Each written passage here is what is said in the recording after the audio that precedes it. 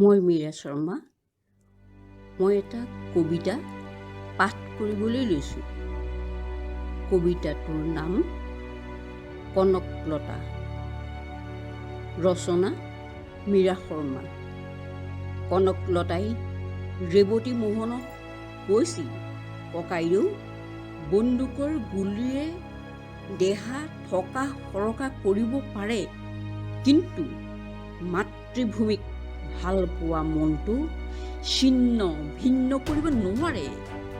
মই বহু বছৰৰ আগতে দেশৰ স্বাধীনতাৰ কাৰণে আগবাঢ়ি গৈ ইংৰাজৰ বন্দুকৰ গুলী খাই মৃত্যুক সাৱটি লৈ আজিও অমৰণ হৈ থাকি কনকলতাই কৈছোঁ, হেৰৌ অসমীয়া ভাইহঁত, বৰ্তমান দেশৰ জৰ্জৰিত অৱস্থা দেখি মই মাটিত বিলীন হৈ আছোঁ যদিও শান্তিত থাকিব পৰা নাই।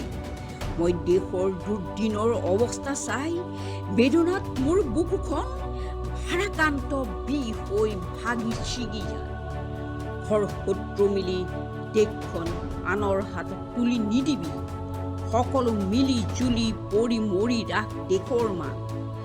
হাতে হাতে জুই লৈ শ্লোগান দি শোভাযাত্ৰা কৰি ভাগে ভাগে নেযাবি, একতাৰ জৰিবান ঘৰ বিভীষণক প্ৰশ্ৰয় নিদিবি, যুঁজ দে সকলো একগোট হৈ। টিপু চুলতান আৰু লক্ষ্মীবাইৰ দৰে নোৱাৰ যুঁজিব নেলাগে, জোৱান দি আৰ্কৰ দৰে বুকুত সাহস বান্ধি বীৰ দৰ্পে যুঁজিছা।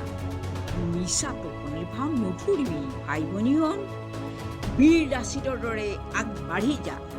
নোৱাৰ যুঁজিব নেলাগে যুঁজিব, তথাপিও বুকুত সাহস বান্ধিছা।